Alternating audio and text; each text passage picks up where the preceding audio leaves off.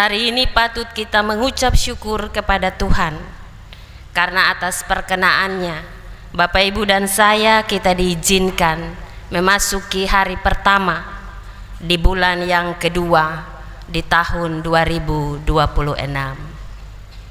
Ketika kita berada di hari ini, hal ini menjadi bukti penyertaan dan kasih Tuhan yang masih memperkenankan dan menempatkan kita ada di dunia ini untuk melaksanakan setiap panggilan yang Ia percayakan bagi tiap-tiap kita.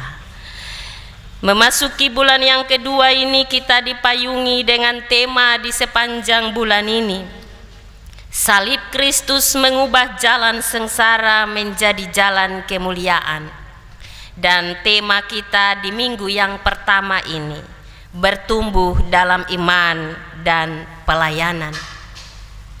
Hari ini kita akan merenungkan dua bagian firman Tuhan yang akan menolong kita untuk melihat diri kita masing-masing dalam pertumbuhan iman kita, bahwa apakah kita telah bertumbuh dalam iman di sepanjang kehidupan kita, dan bagaimana seharusnya kita melayani sebagai kawan sekerja Allah.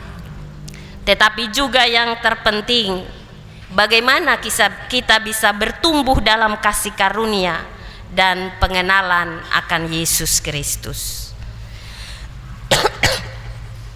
Kedua bagian firman ini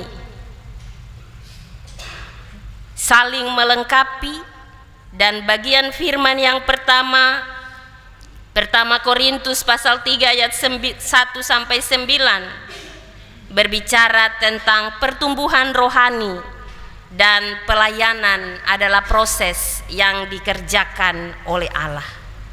Sedangkan bagian firman yang kedua 2 Petrus 3 ayat 18 menekankan tentang pertumbuhan itu terjadi dalam kasih karunia dan pengenalan akan Yesus Kristus.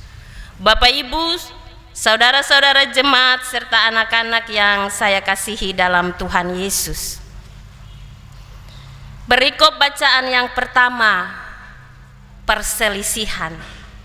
Rasul Paulus menuliskan surat ini kepada umat di Korintus dalam pertumbuhan iman di tengah pengaruh kebudayaan, tetapi juga pengaruh lingkungan dan segala perkembangan serta kemajuan yang terjadi di kota Korintus.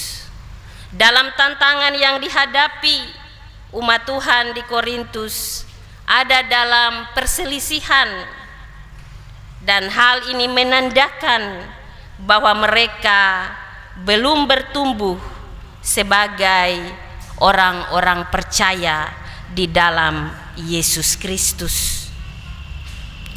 Paulus mau menegaskan bagi umat di Korintus bahwa pertumbuhan iman dimulai dari kedewasaan rohani. Dia melihat bahwa jemaat di Korintus masih ada dalam keadaan sebagai manusia dunia karena mereka belum dewasa secara rohani, dan ketidakdewasaan umat itu terletak pada iri hati, perselisihan, dan sikap membandingkan pelayanan. Karena itu dia mau katakan bahwa kedewasaan rohani bukan soal usia atau jabatan, tapi soal karakter yang dibentuk oleh Roh Kudus. Ia melihat umat di Korintus hidup di luar kehendak Allah. Karena itu dia menyampaikan tulisan suratnya, memberi kekuatan tetapi juga ajaran bagi umat di Korintus untuk meninggalkan sikap kanak-kanak dan harus bertumbuh di dalam kasih dan pengampunan. Paulus memakai istilah susu sebagai metafora untuk pengajaran dasar yang menandakan bahwa umat di Korintus belum siap menerima pengajaran yang lebih dalam. Karena itu dia menekankan bahwa kedewasaan rohani ditandai dengan buah roh yang dihasilkan dalam kehidupan dan perilaku, bukan sekedar aktivitas rohani yang selalu dilakukan secara rutinitas. Paulus mau menekankan kepada umat di Korintus bahwa pelayanan bukan soal siapa yang hebat, tetapi siapa yang setia. Paulus menekankan juga dalam bagian firman ini bahwa dia dan Apolos hanya alat, tetapi yang memberi pertumbuhan adalah Tuhan. Artinya bahwa dalam gereja kita semua adalah kawan sekerja Allah. Tidak ada pelayanan yang kecil jika dilakukan dalam kasih dan kesetiaan. Dengan memakai kata kawan sekerja Allah, Paulus menunjukkan bahwa pelayanan adalah kerjasama antara manusia dan Tuhan, bukan usaha pribadi. Dan konsep menanam dan menyiram menggambarkan dan menekankan proses dan peran yang berbeda dalam sebuah pelayanan, namun hasilnya tetap dari Tuhan. Dalam bagian firman yang kedua, Rasul Petrus menyatakan bahwa pertumbuhan rohani terjadi saat kita tinggal di dalam kasih karunia Allah. Kasih karunia itu membentuk hati yang rendah, hati yang sabar, hati yang penuh pengampunan. Artinya kita mau memahami dan mengenal siapa Kristus yang telah mengasihi kita. Dan hal itu yang akan membuat kita semakin melayani dengan hati yang benar dan dalam pelayanan yang tulus. Inilah pertumbuhan iman yang sejati di dalam tanggung jawab yang Tuhan percayakan bagi kita sebagai satu persekutuan anak-anak Tuhan.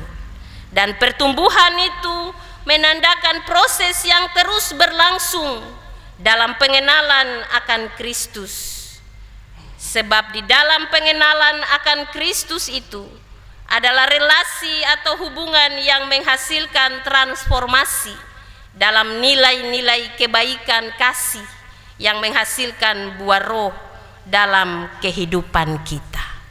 Bapak Ibu, saudara-saudara jemaat yang saya kasihi dalam Tuhan Yesus, bagian firman yang disampaikan oleh Paulus kepada umat di Korintus juga menjadi berita firman bagi Bapak Ibu dan saya mengawali perjalanan dan pergumulan hidup dalam setiap tanggung jawab yang akan kita lakukan di bulan baru yang Tuhan anugerahkan bagi kita. Kita diberi peran tanggung jawab dalam persekutuan sebagai gereja di tengah-tengah jemaat ini. Maka yang mau diminta oleh Paulus bagi kita, mari kita belajar mengoreksi hidup pribadi kita masing-masing.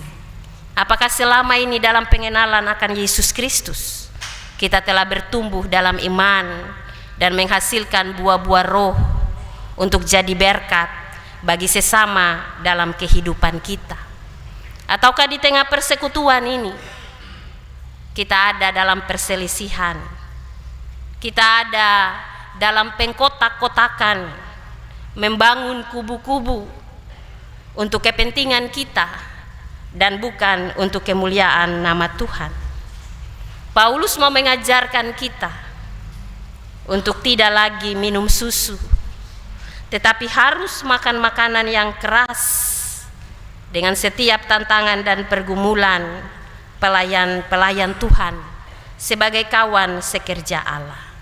Sebab yang kita lakukan adalah panggilan yang Tuhan percayakan.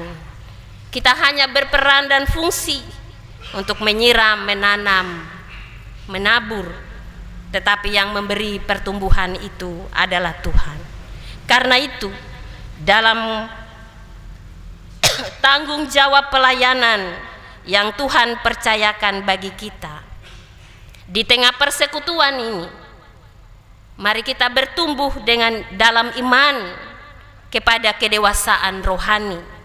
Dan kedewasaan rohani itu terletak pada perubahan karakter hidup yang dibentuk oleh Roh Kudus untuk menjadikan kita umat dan anak-anaknya yang tetap hidup, menghasilkan buah roh untuk jadi berkat bagi sesama dalam hidup ini. Bapak Ibu, saudara-saudara jemaat yang saya kasihi dalam Tuhan Yesus, dan hal yang mau disampaikan oleh Paulus bagi kita, bahwa sebagai kawan-kawan sekerja Allah, kita bekerja untuk Tuhan, dan pekerjaan yang kita lakukan karena Tuhan berkenan, karena Tuhan berkehendak, bukan karena kekuatan kita, bukan karena kehebatan kita. Karena itu, mari kita bersama-sama melakukan tanggung jawab sebagai kawan-kawan sekerja Allah, menunjukkan pelayanan dan kerjasama yang baik untuk membangun persekutuan tubuh Kristus. Jangan ada perpecahan, jangan ada perselisihan, karena hal itu akan membawa keretakan dan kehancuran dalam kebersamaan dan persekutuan yang kita bangun.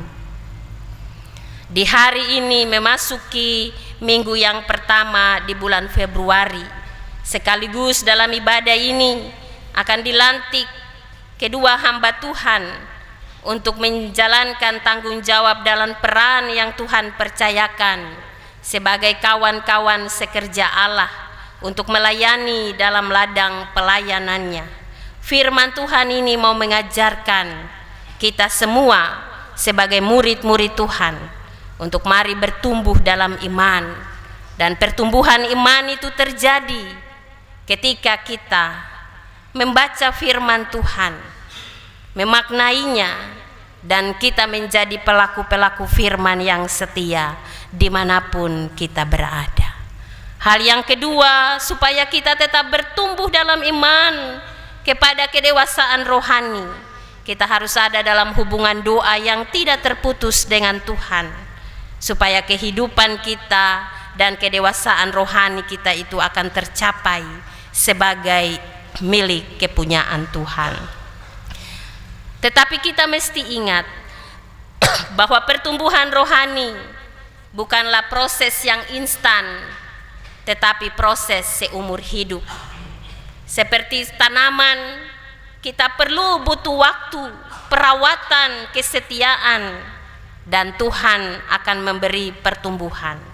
Kita dipanggil untuk setia menanam dan menyiram, dan menanam serta menyiram nilai-nilai hidup yang dikehendaki Tuhan, yaitu buah-buah roh yang mesti kita hasilkan dari menanam dan menyiram tadi, supaya kehidupan kita bernilai di hadapan Tuhan dalam kedewasaan rohani yang Tuhan kerjakan melalui kita.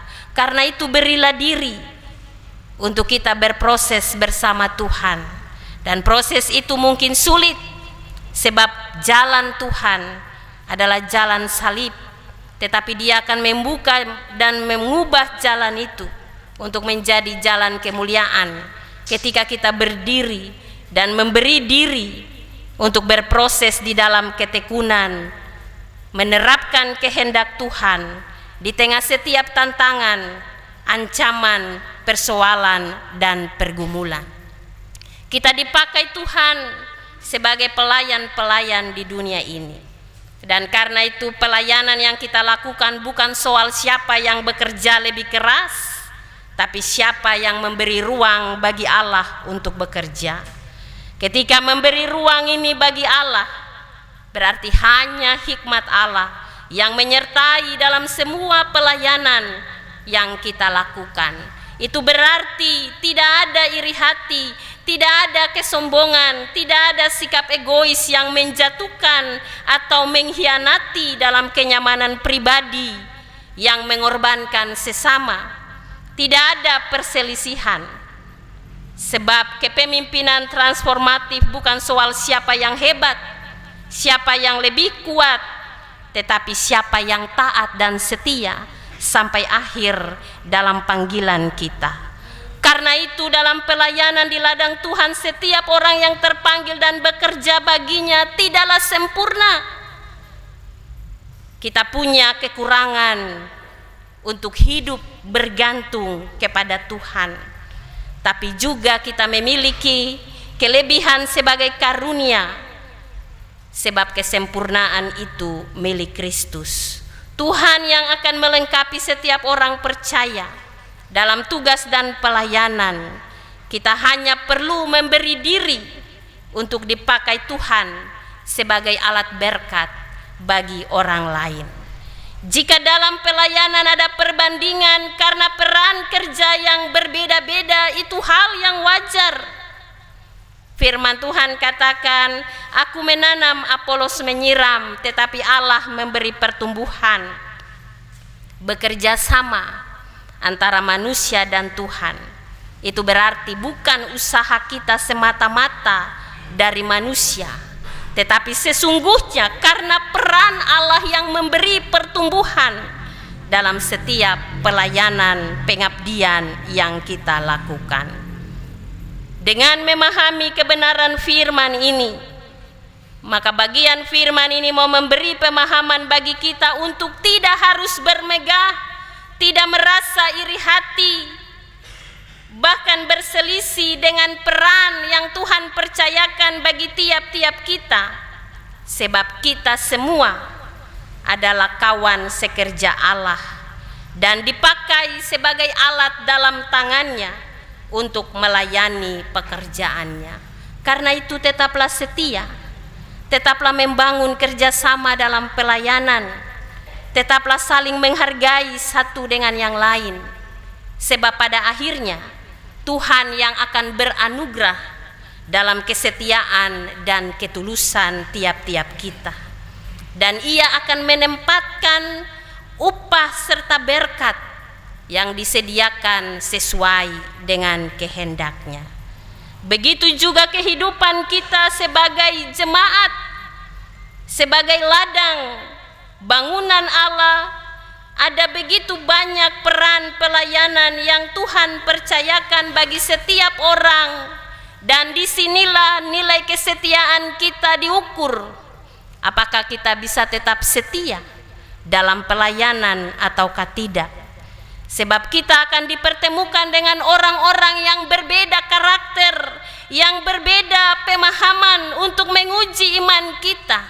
Seperti orang yang egois, sombong, suka iri hati, suka menggosip, suka memfitnah, suka menyalahkan orang lain untuk kesalahan yang dibuat, suka menjilat, suka berkhianat, orang yang suka memanfaatkan orang lain.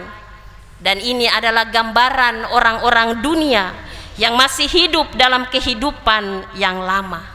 Orang-orang yang belum memiliki karakter Kristus, yang belum bisa membuka diri untuk dibaharui dalam terang firman Tuhan.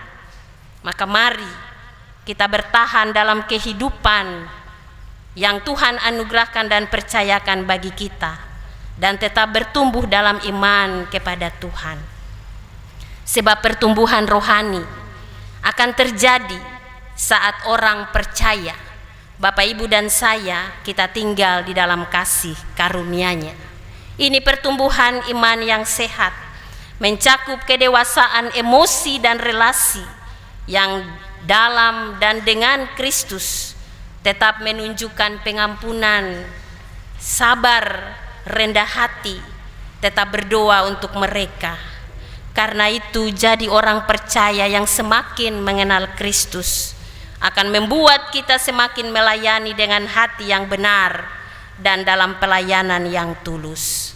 Inilah pertumbuhan iman yang sejati yang diinginkan Kristus bagi kehidupan kita sebagai anak-anaknya dan sebagai kawan-kawan sekerja Allah dalam membangun tubuh Kristus. Maka mari kita kembali mengerjakan panggilan yang Tuhan percayakan bagi kita, dan kita tetap memberi diri untuk bertumbuh di dalam iman, berproses di dalam tangan Tuhan, sehingga kita akan dewasa secara rohani, mengalami perubahan karakter untuk menjadi anak-anak Tuhan yang lebih baik, yang pada akhirnya menghasilkan buah-buah roh untuk jadi berkat di dalam kehidupan kita. Selamat memasuki usbu yang baru dan bulan yang baru, dan tetaplah berproses bersama Tuhan. Andalkanlah Dia supaya pertumbuhan rohani kita akan membentuk kita untuk menjadi karakter-karakter Kristus yang berkenan di hadapan kekudusannya. Amin.